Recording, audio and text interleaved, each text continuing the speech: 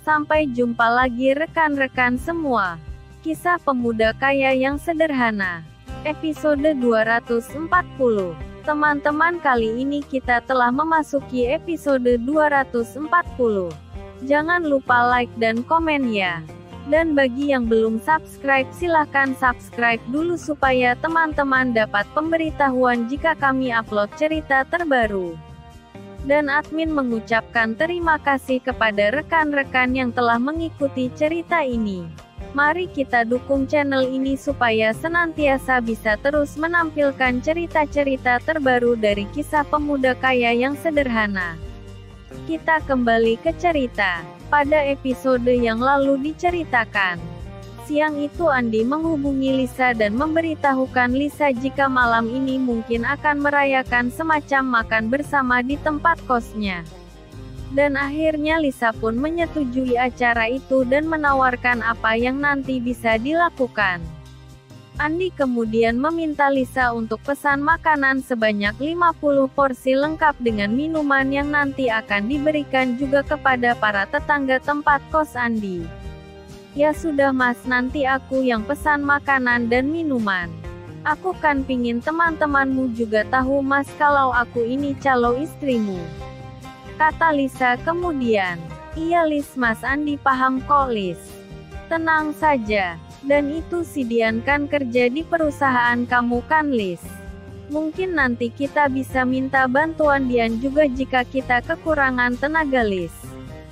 Aku yakin Dian pasti mau kok, kata Andi kemudian.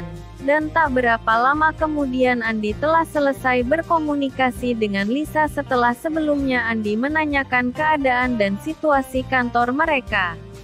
Lisa kemudian memberitahukan jika beberapa hari ini Alex sering datang ke kantor karena Lisa juga beberapa hari tidak masuk.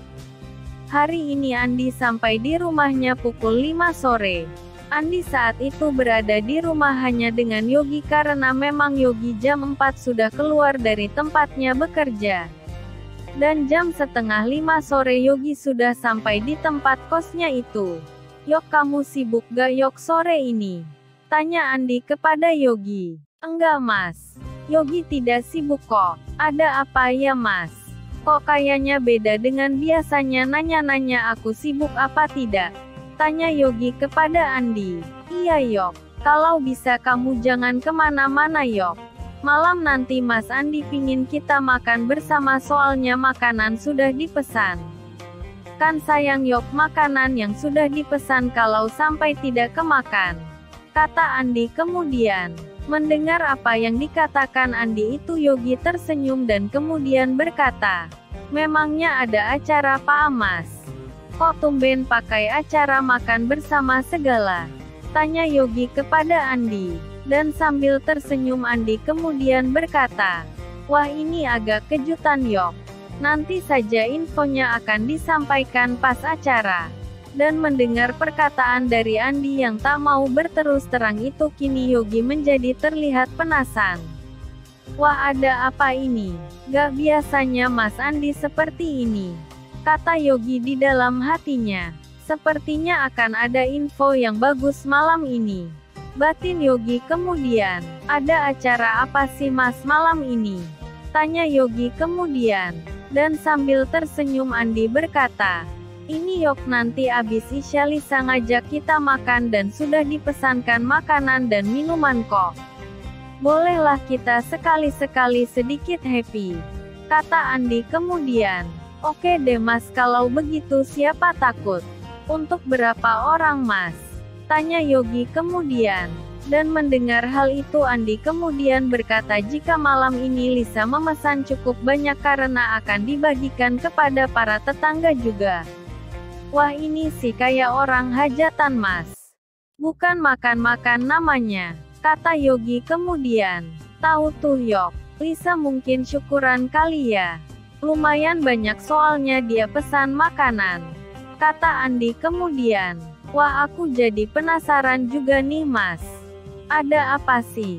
Tapi bohonglah kalau mas Andi sampai tidak tahu menahu hal ini, kata Yogi yang merasa heran dengan pernyataan Andi. Wah nantilah Yok, kamu dengar sendiri dari Lisa tar malam. kata Andi sambil berlalu menuju kamarnya. Sebentar ya Jok, nanti kamu bilangin teman-teman kalau udah pada datang, kata Andi kemudian. Dan di dalam kamarnya Andi kemudian menghubungi Lisa dan menanyakan tentang persiapan acara malam ini. Lisa kemudian mengatakan kalau tidak ada acara apa-apa selain hanya makan dengan teman-temannya Andi di tempat kos. Sore ini Andi kemudian menghubungi teman-temannya, termasuk Joko dan Ismail, dan juga para penghuni kos supaya mereka bisa pulang tepat waktu karena malam ini Lisa ingin mengajak teman-teman untuk makan malam bersama. Dan malam ini sekitar jam 7 malam teman-teman Andi tampak telah berkumpul di ruang tengah. Bahkan Dian pun diundang oleh Andi untuk datang ke rumah itu menemani. Fatma dan Dian kemudian menanyakan kepada Andi ada apa kok tumben ada acara dadakan malam ini. Namun Andi rupanya tidak mau menjawab pertanyaan dari rekan-rekannya itu. Nanti kalian tanya pada Lisa saja soalnya yang pesan makanan kan Lisa, kata Andi kemudian. Jam 7 malam lebih 15 menit ketika tiba-tiba sebuah mobil mewah memasuki halaman rumah Andi. Seorang bapak berusia sekitar 45 tahun tampak membuka pintu belakang dari mobil mewah itu. Dan dari mobil mewah itu muncullah seorang wanita cantik dengan tinggi 170 cm. Perempuan dengan berpakaian formal yang terlihat pulang dari tempat kerjanya itu kemudian menengok ke arah kiri dan kanan dan tidak langsung masuk ke dalam rumah Andi. Perempuan itu tak lain adalah Lisa yang terlihat tengah menelpon seseorang. Ternyata Lisa saat itu tengah menelpon sebuah restoran tempat dirinya memesan sekitar 75 nasi box. Ternyata Lisa malam ini memesan makanan untuk acara malam ini dari suatu restoran mewah yang ada di kota ini. Dan hanya menunggu beberapa menit kemudian muncullah sebuah mobil box yang mengantarkan makanan pesanan dari Lisa. Lisa kemudian masuk ke rumah Andi dan meminta bantuan beberapa teman Andi untuk membantu menurunkan pesanan makanan milik Lisa. Dan dengan dibantu 2 orang petugas restoran yang mengantar makanan, pesanannya makanan milik Lisa itu hanya beberapa menit telah diturunkan. Dan ketika Lisa masuk ke dalam ruangan tiba-tiba Lisa ditanyai oleh beberapa teman Andi secara bersamaan. Ada apa nih Mbak kok kata Mas Andi akan ada acara makan bersama, kata Fatma, Yogi dan Dian. Mendengar hal itu Lisa tampak sedikit kaget. Loh Mas Andi bilang apa? Kata Lisa sedikit terbengong karena mendapat pertanyaan secara bersamaan dari beberapa orang teman Andi. Fatma kemudian berkata tadi Mas Andi bilang aku suruh tanya langsung sama Mbak Lisa soalnya Mbak Lisa yang punya acara. Mendengar pertanyaan Fatma itu Lisa tampak tersenyum. Iya aku jawab, tapi ayolah kita ngobrolnya sambil makan. Nanti kalau ada lebih kasih ke tetangga sebelah, kata Lisa kemudian. Lisa kemudian menatap Andi sejenak. Namun Andi ternyata malah menundukkan kepalanya sehingga Lisa tidak sempat menatap wajah Andi. Wah ini enggak bisa diajak kerja sama nih. Awas aja, batin Lisa sambil tersenyum. Ya ini syukuran kecil-kecilan saja sebagai perasaan bahagia kami, aku dan Mas Andi. Soalnya mungkin dalam beberapa hari ke depan keluarga Mas Andi akan melamarku, kata Lisa kemudian. Beberapa teman Andi tampak terlihat kaget oleh jawaban dari Lisa. Benar masa Andi? Kata Yogi kemudian. Iya mudah-mudahan lancar ya, kata Andi kemudian. Dan saat itu berbagai pertanyaan memenuhi pikiran teman-teman Andi tentang lancar atau tidaknya acara tersebut. Soalnya Andi adalah pegawai biasa dan Lisa adalah seorang pimpinan perusahaan dan anak seorang yang kaya raya. Tiba-tiba Fatma bertanya kepada Andi. Maaf Mas Andi apakah sudah dipikirkan matang-matang Mas? Sebaiknya Mas Andi bicarakan dulu dengan keluarga Mbak Lisa lah Mas. Jangan dadakan seperti ini Mas. Maaf ya Mas. Soalnya aku pinginnya semua berjalan lancar gitu Mas. Rupanya Lisa sudah langsung memahami maksud dari perkataan Fatma. Iya Fat, sudah dibicarakan kok. Tadi pagi kedua orang tua Mas Andi sudah bicara panjang lebar dengan papa mamaku. Seacara pribadi lamaran sudah gak masalah. Cuma kan harus ada seremonialnya, yaitu keluarga Mas Andi datang ketemu orang tuaku dan membicarakan masalah lainnya. Tapi intinya tadi sudah kok. Jadi ini tinggal acara resminya saja, kata Lisa kemudian. Jadi kalau menurutku acara lamaran yang sesungguhnya ya tadi itu. Semua sudah selesai. Cuma dalam beberapa hari ini tinggal menentukan kapan lamaran ke rumahnya. Soalnya orang tua kami sudah pingin punya cucu. Jadi ya buat apa dipersulit, kata Lisa dengan wajah berbunga-bunga karena gembira. Wah syukurlah kalau gitu ya. Jadi cleaning service tinggal kenangan dong, kata Fatma kemudian. Wah kalau masalah satu ini aku gak berani memaksa. Apalagi kalau Mas Andi sudah jadi suamiku. Mana berani aku memaksa dan mengatur-atur suamiku. Kalau menurut suamiku baik pasti aku dukung kok. Aku gak mau jadi istri yang tukang melawan suami. Aku pasti nurut kok apa kata suamiku selagi itu tujuannya untuk kebaikan bersama. Wah belum jadi istri saja Mbak Lisa sudah nurut ya sama Mas Andi, kata Fatma kemudian. Ayo makan. Enak gak masakannya? Yogi Tamuak makan sambil mengacungkan jempolnya dan hal itu membuat teman-teman Andi langsung tertawa. Wah kalau Mas Andi dan Mbak Lisa nikah ngalamat kita terusir deh dari tempat ini.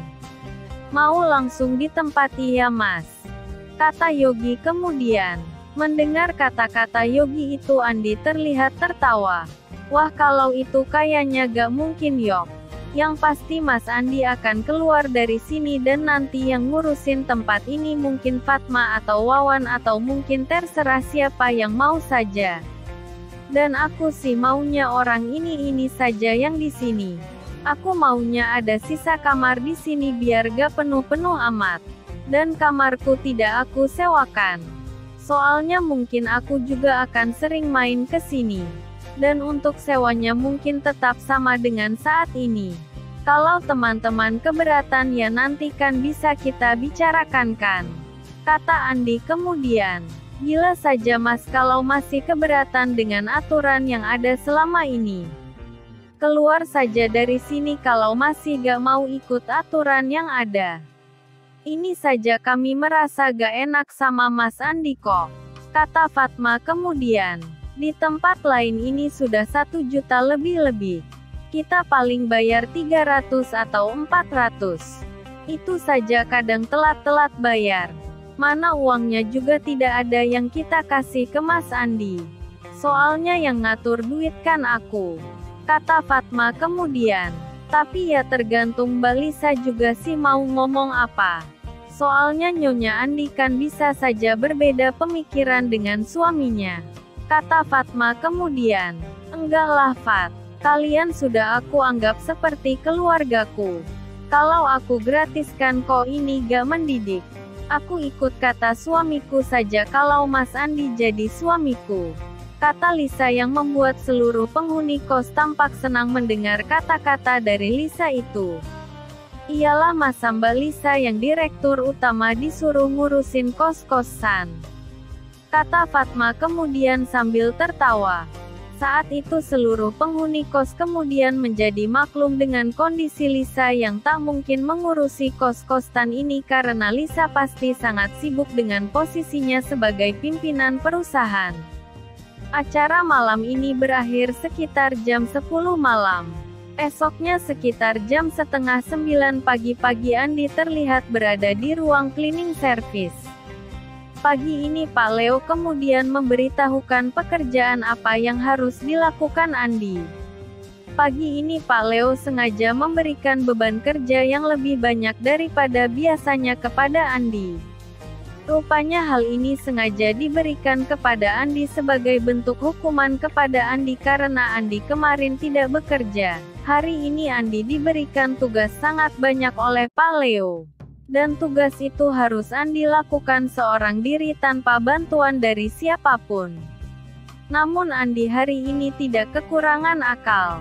Andi yang menyadari jika hari ini Andi sedang dikerjai oleh Pak Leo. Andi segera menelpon Pak Yusuf dan menceritakan semua ini. "Sudah Pak Andi, tenang saja," kata Pak Yusuf. Jam 9 pagi Pak Leo kemudian diminta ke ruang HRD. Di ruang HRD ini Pak Leo kemudian diminta untuk memilah-milah dokumen oleh Pak Yusuf karena Pak Yusuf ingin mendapatkan data-data karyawan yang sampai saat ini masih belum menjadi tenaga kerja tetap di perusahaan ini. Dan setelah sampai di HRD, Pak Leo kemudian berkata jika pekerjaan ini sebaiknya dikerjakan oleh salah seorang anak buahnya saja. Karena Pak Leo beralasan saat ini dirinya juga ada pekerjaan yang harus diselesaikan. Namun rupanya Pak Yusuf berkata lain. Pak Yusuf kali ini berkata jika dia memerlukan bantuan Pak Leo karena dirinya percaya Pak Leo orang lebih teliti dibandingkan anak buahnya yang saat ini masih usia muda. Apalagi data yang akan dipilah-pilah ini adalah data yang begitu penting bagi kelangsungan perusahaan ini. Pak Yusuf kemudian pergi meninggalkan ruangan itu setelah sebelumnya meminta kepada beberapa orang stafnya untuk mengawasi dan membantu Pak Leo jika ada sesuatu yang dibutuhkan. Jam telah menunjukkan pukul 10 pagi ketika ada 3 mobil mewah memasuki perusahaan itu. Ketiga mobil mewah itu kemudian berhenti di depan ruang lobi dan sekitar 10 orang keluar dari ketiga mobil mewah tersebut. Orang-orang itu kemudian terbagi dalam 4 kelompok dan menyebar ke beberapa titik. Dan tak lama kemudian sekitar 10 menit kemudian tampak sebuah bus juga masuk. Ternyata mereka adalah bagian dari ketiga mobil mewah yang tadi telah masuk ke perusahaan ini. Suasana di perusahaan ini langsung terlihat sepi saat orang-orang dari pusat langsung mengadakan semacam audit mendadak di perusahaan ini. Pak Yusuf yang sudah terlebih dahulu mengetahui hal ini pun kemudian tampak tersenyum. Itulah kisah pemuda kaya yang sederhana episode 240. Terima kasih kepada rekan-rekan yang sudah mengikuti cerita ini. Jangan lupa like, subscribe, dan bagikan cerita ini kepada rekan-rekan Anda. Silahkan rekan-rekan tulis saran dan komentar Anda. Dan mari kita majukan channel ini, supaya kita bisa terus menikmati cerita ini. Terima kasih.